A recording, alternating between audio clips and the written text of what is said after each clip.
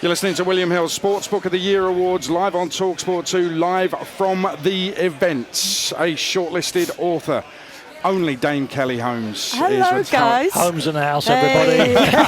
Amazing. And your memoir is unique, literally called unique. It is unique as well. What a story. What a story. I'm actually going to just dip into an early line in the second chapter that says, from the moment in April 1970 when I was born, I suppose I was that little bit different. I was the mixed race baby of a white teenage mum who'd fallen pregnant by accident after a fling with a Jamaican man her parents strongly disapproved of. I'm thinking, well, I'm hooked. And there's so much more that comes from that. I mean, it's very good writing for a start to hook you in like that. But what a story. It's incredible. Well, it's just a story of, I suppose, I poured my heart out personally, but I hope it's more than that. I hope it's a story of resilience and determination and proving you can be good despite the barriers that set you, but actually you go for a personal journey to get there. I mean, Kelly, we were just making a point. We have, over the last 30 years, met up every sort of 5 years to do different things. And I used to have a late-night show on Channel 4 called Under the Moon, which you were a regular guest on. I suppose I should apologise because Kelly was still very much a sergeant in the army. And do you remember my first question every week was, have you learned to kill anybody? Because she hadn't. And as a taxpayer, I thought, what's the point of this army when these people come on and they're not even killing anybody? From that to the time you came to talkSPORT, we spent several hours together making a very good edition of My Sporting Life, some of which I think we'll hear on the programme. Kelly, I'm going to be honest with you. I always thought you were one of my heroes, so I love athletics. And also, you're a lovely person. And I always thought there was something... The army seemed to me to be a barrier between you and the real world. Then you had a sort of an advisor, a guru, or an agent who was in the room when we did the interview, and I thought that was strange too. I didn't know what it was, but there was clearly something going on with you that wasn't allowing you to be 100% Kelly Holmes, front and centre in the world. Now we know what it was. You wanted to express your sexuality more clearly. How much of a process?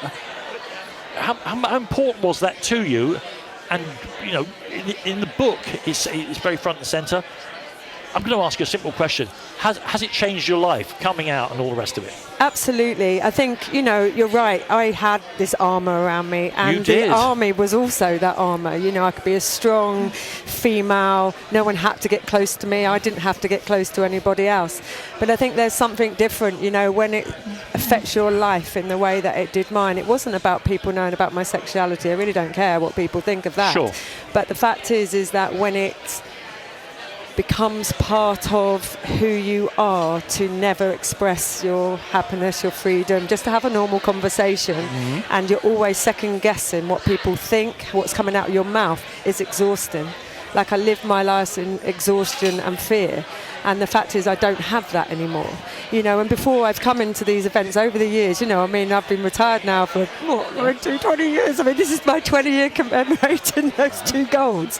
And I've been to so many events, but when you have that sort of barrier in front of you, you aren't in the room, you're not present, you're not really just having a nice chat. You're always thinking of what's coming out next and what you're doing, and impression that's of you, not good. And I've had many hours of conversation with you because of you're always incredibly careful. Yeah, and always. I thought, what's that? Because she seems like an incredibly bubbly human being, to use an overused word. But your care of the words you chose and what you allowed out was evident. And so the story that's in this book of how you've gone from that side of your personality.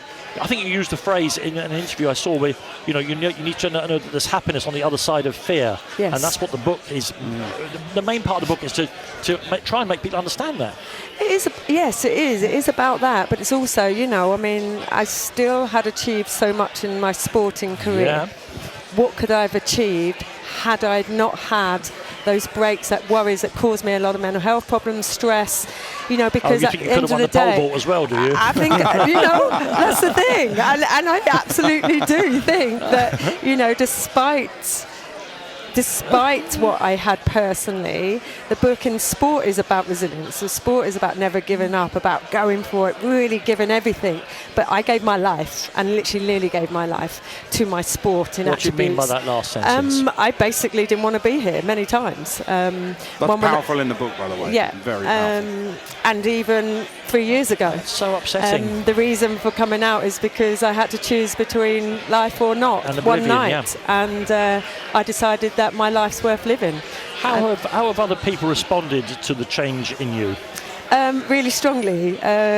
Positively? Yeah, absolutely. And in one way, I believe that would be the outcome, yeah. but you never know. And anyone living in fear will never know what's the other side. But I can tell you that your happiness is more important than other people's disparaging thoughts. There are some incredibly powerful, dark moments in the book. There's some very funny moments in there as well. By the way, the raid when you're in the army, the raid is just... it's mind-blowing, it really is. Yeah. But what I will say is there was a picture of you on the Parkinson show with Tom Cruise, and you basically stick it to journalists who had accused you of flirting with Tom Cruise. Little did everyone know. It's just a brilliant piece. Dame Kelly, great to talk to you. Thank you, guys. Congratulations on being longlisted and shortlisted, and good luck with the award itself. Thank you so much. And absolutely lovely to see you again, Kelly. And in about 5 years' time, we'll be doing something weird again. That's what we'll be doing then, right? We're always doing it, that's right. See you later, guys. Thank you. Cheers, Dame Kelly Holmes. You're listening to William Hill Sportsbook of the Year Awards live on talkSPORT 2.